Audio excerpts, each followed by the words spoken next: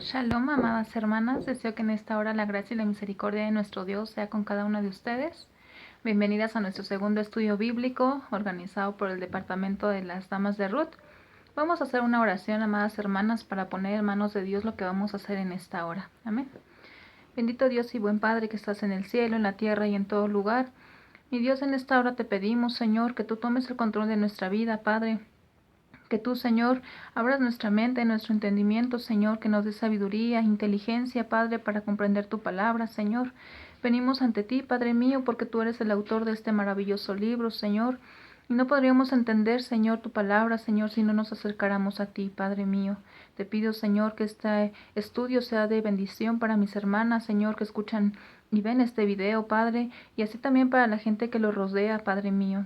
Te pido, Señor, que uses mi vida en esta hora, que pueda ser ese canal de bendición para tus hijas, Padre Celestial, y que tú derrames bendición a cada una de mis hermanas en donde quiera que ellas estén, Padre. Todo esto te lo pido en el nombre de tu Hijo amado, nuestro Señor y Salvador Jesucristo. Amén. Pues vamos a iniciar, amadas hermanas. Vamos a tocar unos puntos que son importantes en el desarrollo de nuestro estudio.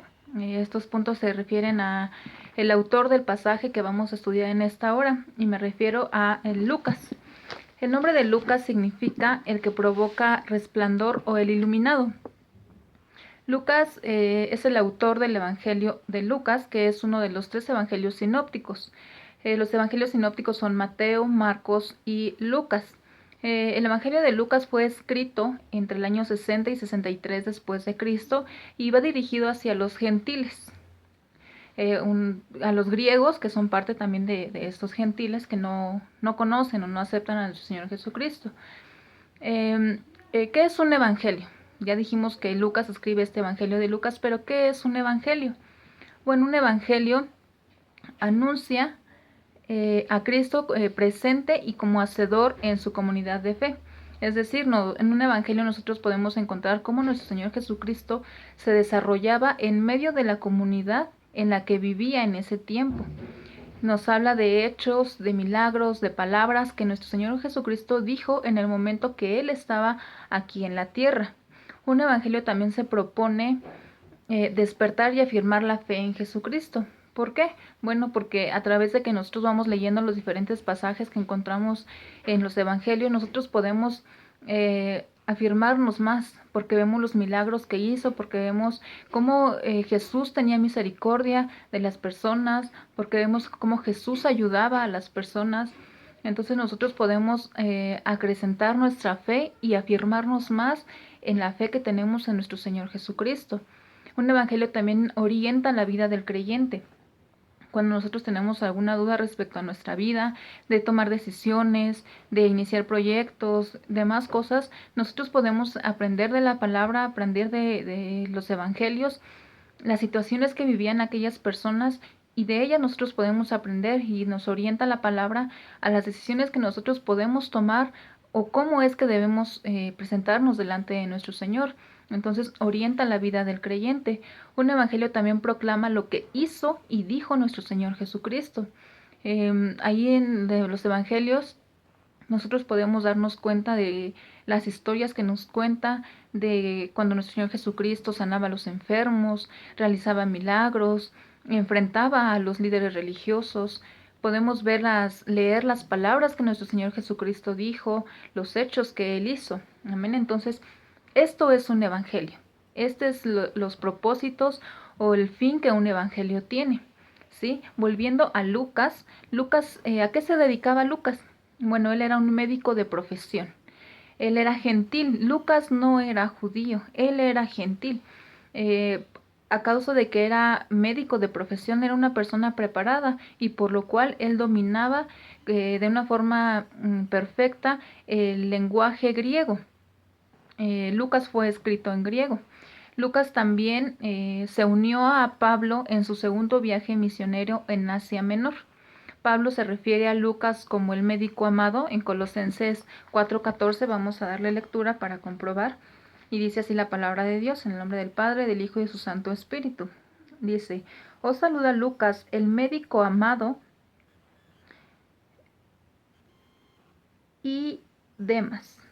Amén. Entonces aquí vemos que se refiere como el médico amado. También se refiere a Lucas, perdón, sí, a Lucas como un colaborador. Y eso nosotros lo podemos leer en Filemón 24. Lucas se convierte, a través del Evangelio, se convierte en el portavoz de los pobres, en el portavoz de pecadores, de marginados, de menospreciados, porque él relata la vida de estas personas que no tenían ayuda de otro lugar, de otro lado, de ninguna persona. Presenta a nuestro Señor Jesucristo en este Evangelio como un ministerio solidario, un ministerio que se preocupa, nuestro Señor Jesucristo, por las personas menospreciadas, por los pobres, los marginados, los que sufren, pero a la vez también presenta a nuestro Señor Jesucristo como ese juez de las líderes religiosos, de personas prestigiosas que en ese momento pues tenían doble ánimo, que tenían doble cara. También lo presenta como ese juez. Lucas presenta a nuestro Señor Jesucristo en este Evangelio como el Hijo del Hombre. Pero ¿por qué nuestro Señor Jesucristo recibe este nombre de el Hijo del Hombre?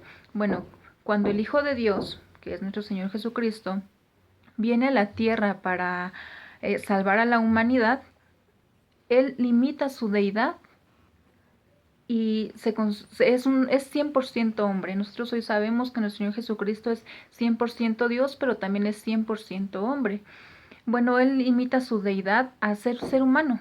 Es decir, nuestro Señor Jesucristo sufrió, se entristeció, se alegró, sintió hambre, sintió calor, pasó por pruebas, por tentaciones, como hoy en día nosotros pasamos por estas pruebas. Vamos a leer una cita en Filipenses 2, del 5 al 7, y vamos a ver qué es lo que nos dice la Escritura acerca de esta parte, que nuestro Señor Jesucristo era 100% Dios y 100% hombre. Amén. En Filipenses 2, del 5 al 7, dice así la palabra de Dios. Haya pues en vosotros este sentir que hubo también en Cristo Jesús, el cual, siendo en forma de Dios, no estimó el ser igual a Dios como cosa a que aferrarse, sino que se despojó a sí mismo, tomando forma de siervo, hecho semejante a los hombres. Aquí vemos, ¿verdad?, que nuestro Señor Jesucristo se limitó a ser hombre cuando estaba aquí en la tierra, a las necesidades que un hombre tiene, que un ser humano tiene, las mismas necesidades pasó nuestro Señor Jesucristo. Amén. Lucas escribió este evangelio haciendo una investigación muy minuciosa, dice la palabra en Lucas 1:3, que él investigó con diligencia, es decir, con suma importancia, sumo cuidado, investigó cada punto, cada aspecto de la vida de nuestro Señor Jesucristo para no equivocarse, para no escribir algo que no era correcto. Además, recordemos que también con la inspiración de nuestro Padre, de Dios. Amén. Entonces vamos a iniciar con nuestro estudio. Esto, esos puntos que les di anteriormente, pues es con el fin de ver un panorama más amplio de la vida del autor de este pasaje para entender mejor la palabra que vamos a estar leyendo. Amén. Vamos a entrar ahora sí con nuestro pasaje que vamos a estudiar, y este se encuentra en Lucas capítulo 13, versículo del 10 al 17, y vamos a darle lectura. Amén. Dice así la palabra de Dios, Lucas 13, del 10 al 17. Dice así. Ay, perdón. Dice, enseñaba Jesús en una sinagoga en el día de reposo, y había allí una mujer que desde hace 18 años tenía espíritu de enfermedad, y andaba encorvada, y en ninguna manera se podía enderezar. Cuando Jesús la vio, la llamó y le dijo, Mujer, eres libre de tu enfermedad. Y puso las manos sobre ella, y ella se enderezó luego, y glorificaba a Dios. Pero el principal de la sinagoga, enojado de que Jesús hubiese sanado en el día de reposo, dijo a la gente, 6 días hay en que se debe trabajar. En estos pues venid y sed sanados, y no en día de reposo. Entonces el Señor le respondió y dijo, Hipócrita, cada uno de vosotros ¿no desata en el día de reposo su buey o su asno del pesebre y lo lleva a beber? Y a esta hija de Abraham, que Satanás había atado 18 años, ¿no se le debía desatar de esta ligadura en el día de reposo? Al decir él estas cosas, se avergonzaban todos sus adversarios, pero todo el pueblo se regocijaba por todas las cosas gloriosas hechas por él. Amén. Vamos a estudiar este pasaje de nuestra escritura, amadas hermanas, y vamos a ir parte por parte para entenderlo mejor. Dice en el versículo 10, enseñaba Jesús.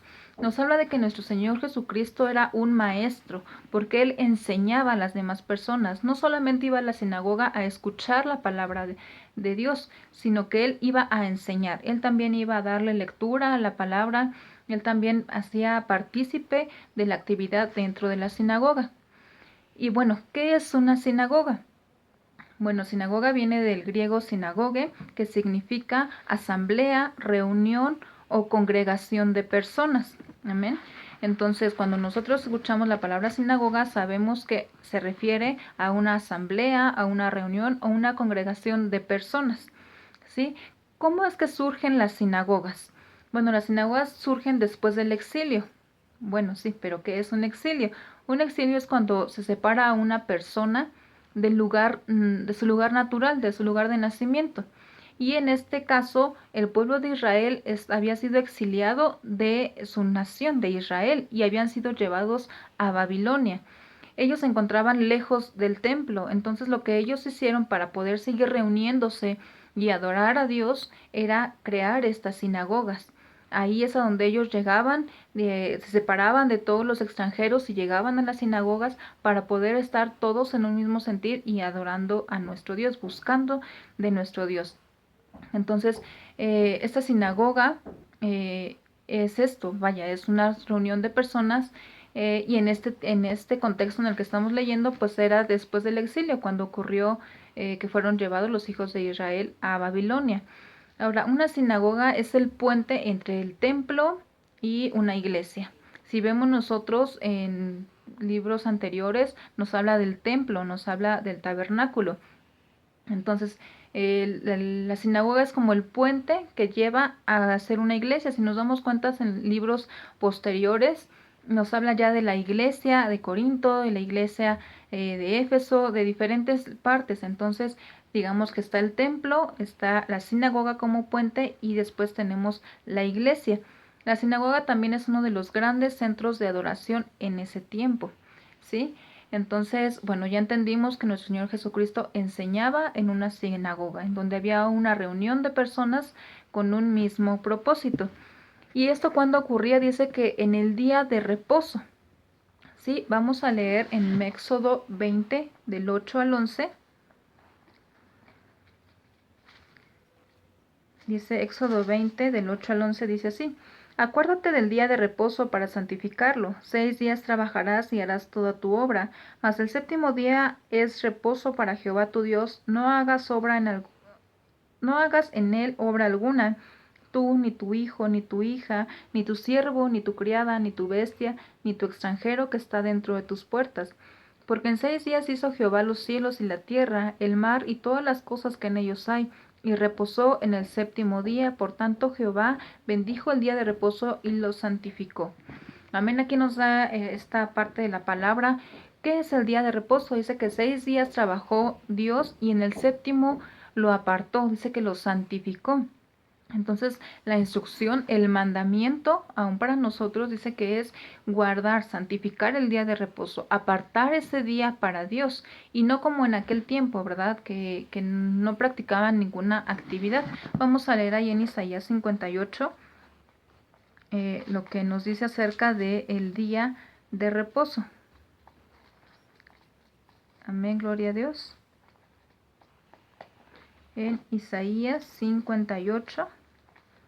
En el verso del 13 al 14. Amén. Dice así. Si retrajeres el día de reposo tu pie, de hacer tu voluntad en mi día santo, y lo llamares delicia, santo, glorioso de Jehová, y lo venerares, no andando en tus propios caminos, ni buscando tu voluntad, ni hablando tus propias palabras, entonces te deleitarás en Jehová, y yo te haré subir sobre las alturas de la tierra, y te daré de comer la heredad de Jacob, tu padre, porque la boca de Jehová lo ha hablado. Entonces en el día de reposo ellos tenían que dejar de hacer sus actividades, dejar de trabajar para estar dedicados simplemente a Dios. Amén. Eso es lo que hacían en el día de reposo. Ahora, vamos a leer una cita más ahí en Lucas 4. En Lucas 4, en el verso 14 al 16, dice así. Y Jesús volvió en el poder del Espíritu a Galilea, y se difundió su fama por toda la tierra de alrededor, y enseñaba en las sinagogas de ellos, y era glorificado por todos. 16. Vino a Nazaret, donde se había criado, y en el día de reposo entró en la sinagoga conforme a su costumbre, y se levantó a leer. Aquí podemos ver que nuestro Señor Jesucristo guardaba el día de reposo, ¿verdad? Conforme dice a su costumbre, es decir, en aquel tiempo, cuando era día de reposo, acudían a las sinagogas para estudiar la palabra, para estar dedicados al estudio de la palabra, para tener esa comunión con el Padre, y eso es lo que se acostumbraba en ese momento. Día de reposo, acudimos a la sinagoga para estar en comunión, para leer la Torá, para recitar el Shema, para hacer oraciones. Entonces, eso se acostumbraba, pero nuestro Señor Jesucristo, vemos en esta cita que nuestro Señor Jesucristo enseñaba en las sinagogas. Él estaba ahí. Regresando a nuestra cita base, en el versículo 11 dice, y había allí una mujer. Aquí cabe mencionar que dice, había allí una mujer. No dice que llegó la mujer cuando vio que Jesucristo llegó a la sinagoga. No, dice que ahí había una mujer. Ella ya estaba ahí. Ella también hacía partícipe de esa costumbre de aquel momento. Llega el día de reposo, acudo a la sinagoga. Entonces vemos que esta mujer ya estaba ahí en la sinagoga. Continuamos leyendo el 11 y dice que desde hace 18 años tenía un espíritu de enfermedad. Desde hace 18 años esta mujer tenía este espíritu de enfermedad. Ahora, cuando dice aquí la palabra espíritu, en la traducción o la palabra original se refiere a un espíritu maligno, ¿sí? Y cuando habla de una enfermedad se refiere a una debilidad del cuerpo. Entonces esta mujer tenía esta enfermedad o este mal a causa de un espíritu maligno que ella tenía. Aquí quiero hacer un paréntesis. Hoy en día las enfermedades no solamente son por pecado, no solamente son por castigo divino. Hoy las enfermedades pues también son porque a veces nosotros nos descuidamos, ¿verdad? Descuidamos nuestro cuerpo físico y viene la enfermedad. Entonces, las enfermedades tienen diversos propósitos. Podemos ver, por ejemplo, en el apóstol Pablo en 2 Corintios 12, cuando dice que ya ha orado 3 veces por ese aguijón y que no le es quitado. Cuando habla de esa debilidad, usa la misma palabra que está usando este pasaje, que es astheneia en griego. Usa la misma palabra para referirse a esa enfermedad. Entonces, vemos que hay diferentes causas. Puede ser una prueba para afianzarnos más a Dios, puede ser bien por un descuido físico, pero en este caso se refiere a esta mujer que tenía un espíritu maligno, ¿sí? Entonces continuamos leyendo y dice, y andaba encorvada y en ninguna manera se podía enderezar. Cuando dice que andaba encorvada, o sea, esta mujer estaba agachada totalmente, ya no podía levantarse, no podía mirar hacia el cielo porque estaba encorvada, o sea, no podía levantarse. Y recordemos que Lucas era un médico de profesión, y este médico de profesión estaba diciendo en ninguna manera podía enderezarse. Él sabía, él conocía y dice, esta mujer no se puede enderezar, no puede sanarse. Y él era médico. Entonces imaginemos un poco el contexto. Esta mujer tenía 18 años enferma. Esta mujer estaba quizá despreciada en la sociedad porque si ella estaba enferma, todos creían que era por un castigo divino, porque ella estaba endemoniada, quizá porque ella había cometido un pecado. Entonces era desplazada en la sociedad. Tenía ciertas limitaciones porque al no poder enderezarse, pues quizá no podía trabajar, quizá la malveían. Entonces esta mujer también en esa parte padecía, ¿verdad? Y dice que tenía 18 años con esa enfermedad. Entonces nosotros vemos, por ejemplo, cuando estamos enfermos o en algún tiempo, pues es muy difícil, ¿verdad? Quisiéramos ya sentirnos bien. Imagínense esta mujer 18 años sintiéndose de esa forma. Entonces, bueno, aun con todas sus limitaciones, la mujer estaba en la sinagoga. Aquí cabe resaltar también que en las sinagogas las mujeres y los hombres no estaban en el mismo lugar. Las mujeres bien podían estar hasta la parte de atrás, es decir, enfrente el que leía, después los varones y hasta atrás las mujeres, o bien el que leía aquí enfrente, los varones en estos costados y las mujeres en las orillas, o bien las mujeres en la parte de arriba de la sinagoga.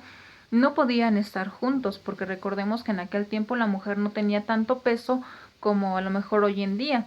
Se le daba preferencia a los varones. Entonces la mujer estaba ahí en la sinagoga. Vamos a leer el versículo 12, dice: cuando Jesús la vio, la llamó y le dijo. Aquí vamos a ver tres acciones. Dice cuando Jesús la vio, ¿sí? Es decir, cuando él la reconoció. Aquí para la palabra vio se traduce como conocer o saber, es decir, cuando Jesús miró a esa mujer, él la estaba conociendo. Él sabía lo que esa mujer padecía, cuál era su sentir, y a pesar que ella no hablaba, no dijo nada, Jesús conocía cuál era su necesidad. Y Jesús no la vio en su mejor momento. Jesús la vio en el peor momento que esta mujer estaba viviendo con este espíritu maligno que le ocasionaba esa deformidad física. Y esta mujer se presentó en la sinagoga tal cual ella era, se presentó tal cual ella estaba. Dice también que la llamó. Recordemos la posición de las mujeres en ese momento. La llama a que se acerque a él. Jesús solamente le pidió una cosa a esa mujer y le dijo, ven, ¿sí? La llamó, que se acercara a él, que caminara hacia donde nuestro Señor Jesucristo estaba. Dice, y le dijo, se dirigió directamente a ella. Vamos a leer ahí nuevamente en Lucas capítulo 4. En Lucas capítulo 4, verso 18. Dice así la palabra. El Espíritu del Señor está sobre mí, por cuanto me ha ungido para dar buenas nuevas a los pobres, me ha enviado a sanar a los quebrantados de corazón, a pregonar libertad a los cautivos y vista a los ciegos, y a poner libertad a los oprimidos, a predicar el año agradable del Señor. Aquí vemos cuál era el trabajo de nuestro Señor Jesucristo. ¿A qué vino? Dice a libertar a los cautivos, a poner libertad a los oprimidos. A eso vino nuestro Señor Jesucristo, y eso es lo que iba a hacer con esta mujer que se estaba presentando en la sinagoga. Ahora vamos a leer en Mateo 9, 35 al 36, para conocer por qué nuestro Señor Jesucristo hacía esto. ¿Qué movía a nuestro Señor Jesucristo a realizar estas obras? En el verso 35 al 36 dice así: recorría Jesús todas las ciudades y aldeas, enseñando en las sinagogas de ellos, y predicando el evangelio del reino, y sanando toda enfermedad y toda dolencia en el pueblo. Y al ver las multitudes, tuvo compasión de ellas, porque estaban desamparadas y dispersas como ovejas que no tienen pastor. ¿Por qué nuestro Señor Jesucristo sanaba y hacía milagros? Por misericordia, porque tenía compasión de ellos. Tener compasión de una persona significa eliminar el sufrimiento de esa persona y producirle un bienestar. Nuestro Señor Jesucristo tenía misericordia de ellos. Él sufría al ver a las personas desamparadas y él decidía ayudarlos. Amén. Ahora, cuando Jesús le habla a esta mujer, la llama y le dice: mujer, eres libre de tu enfermedad. Cuando dice libre, nuestro pastor en una de sus predicaciones nos enseñaba que es la palabra luo, que significa soltar o libertar, y también significa perdonar. Entonces Jesús le estaba diciendo a esta mujer: eres liberada de esa enfermedad, eres liberada de ese espíritu que te tenía en esa condición, pero también le estaba diciendo: eres perdonada, porque si a esa mujer le vino ese espíritu maligno, era porque esa mujer hizo algo para que pudiera este espíritu tener autoridad sobre ella, porque si no, no hubiera forma de que un espíritu venga y nos toque si estamos nosotros bien o procuramos estar bien delante de Dios, estamos con una relación íntima con Dios, no puede tocarnos un espíritu. Entonces le dice: eres perdonada, eres libre, eres suelta de esta enfermedad que te tenía ligada, que te tenía atada. Amén. En el versículo 13 dice, y puso las manos sobre ella, y ella se enderezó luego y glorificaba a Dios. El imponer las manos en el Antiguo Testamento era para impartir una bendición. Cuando el padre imponía las manos sobre sus hijos y les daba esa bendición, era también un símbolo de autoridad sobre las personas. En el Nuevo Testamento era usado para sanar o para conferir al Espíritu Santo, o como también para nombrar. Por ejemplo, si se ponía a alguien de obispo, de encargado, de líder, bueno, se oraba por esa persona y se le imponían las manos. Dice, y ella se enderezó luego y glorificaba a Dios, es decir, ella pudo levantarse, ella pudo erguirse y ponerse en una posición derecha, ¿sí? Ella pudo hacer lo que hace 18 años no había podido hacer, que era poder mirar hacia el cielo, mirar hacia arriba, mirar a todos en la misma dirección, en la misma altura. Dice, y ella se enderezó luego. Cuando dice luego no es el luego de nosotros, que luego lo hago y se nos olvida, luego lo leo, luego no. El luego que marca aquí es inmediatamente, es enseguida. Entonces dice que se enderezó, se pudo levantar inmediatamente que nuestro Señor Jesucristo puso las manos sobre ella y le dijo, mujer, eres libre de tu enfermedad. Dice, y glorificaba a Dios, es decir, rendía su vida a Dios, alababa, exaltaba y honraba, enaltecía a Dios porque había sido sanada de esa enfermedad que la atormentaba hace 18 años. Amén. Versículo 14 dice, pero el principal de la sinagoga, enojado de que Jesús hubiese sanado en el día de reposo, le dijo a la gente, vamos a leer hasta ahí, dice, pero el principal de la sinagoga, ¿quién es el principal de la sinagoga?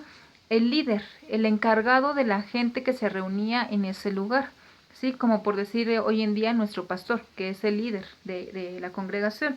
Dice que él enojado, cuando dice enojado, es decir, estaba indignado, estaba muy molesto porque Jesús hacía esto, porque Jesús estaba sanando en un día de reposo cuando estaba prohibido que se sanara o que se hicieran estos trabajos, porque se consideraba un trabajo en un día de reposo. Entonces él estaba enojado, dice, y dijo a la gente, es decir, no se dirigió con nuestro Señor Jesucristo, sino que se dirigió a la gente. ¿Para qué? Quizá para evidenciar que Jesús estaba haciendo algo incorrecto, que Jesús estaba haciendo o actuando de una manera que no era correcta de acuerdo a las leyes que ellos tenían en ese tiempo. Y también porque el líder de la sinagoga era pues el encargado de la gente que se reunía ahí.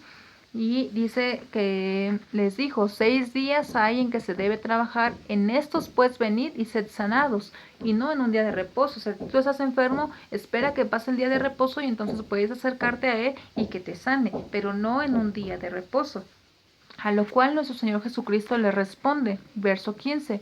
Entonces el Señor le respondió y dijo, hipócrita, cada uno de vosotros no desata en el día de reposo su buey o su asno del pesebre y lo lleva a beber.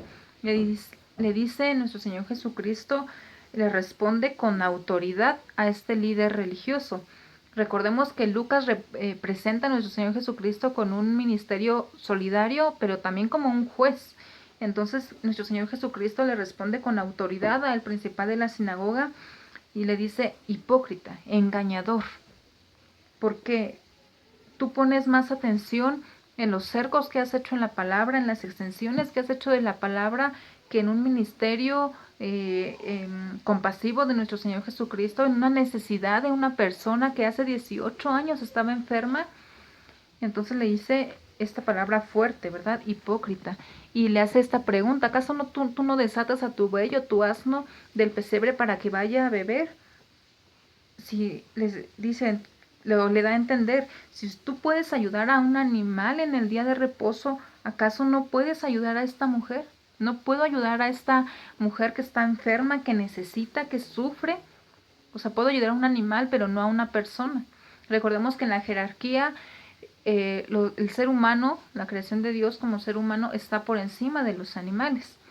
Entonces, bueno, le contesta de esta forma con autoridad nuestro Señor Jesucristo. En el verso 16 dice, y a esta hija de Abraham, que Satanás había atado 18 años, ¿no se le debía desatar de esta ligadura en el día de reposo?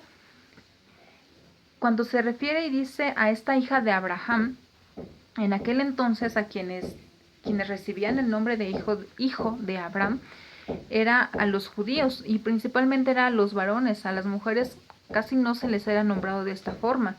Pero nuestro Señor Jesucristo dignifica a esta mujer y le dice, y a esta hija de Abraham, es decir, ella era judía. Hoy en día nosotros podemos llamarnos hijas de Abraham porque recibimos a nuestro Señor Jesucristo, porque lo aceptamos en nuestra vida, pero en aquel entonces solamente eran hijos de Abraham los judíos naturales. Entonces, aquí nos deja ver que ella era una judía natural y dice que Satanás había atado 18 años. Aquí cuando dice y Satanás había atado, descartamos que la enfermedad de esta mujer era un castigo divino. No podía ser así porque era obra de Satanás. Aquí no lo dice la palabra. Y dice que había atado. También en la predicación que nuestro pastor nos hablaba, nos decía que atado era prohibir, encarcelado o encadenado. Entonces, nuestro Señor Jesucristo liberó a esta mujer, nuestro Señor Jesucristo la hizo libre, le quitó de ese encarcelamiento en el cual esta mujer estaba. Y nuevamente menciona 18 años, hace hincapié en que eran 18 años de sufrimiento de esta mujer y que no podía esperar un día más, que era en ese día de reposo que esa mujer iba a ser sanada por misericordia de nuestro Señor Jesucristo, porque Él tuvo esa compasión para con ella. Dice que tenía que desatar esa ligadura en el día de reposo, es decir, cuando dice desatar era librar a esa mujer de ese espíritu maligno que le estaba ocasionando esa deformidad física de estar encorvada. Amén. Y cuando habla de la ligadura se está refiriendo a esa enfermedad, no que literalmente Satanás la tenía atada, no, sino que estaba bajo esa enfermedad que era un espíritu maligno por parte de Satanás.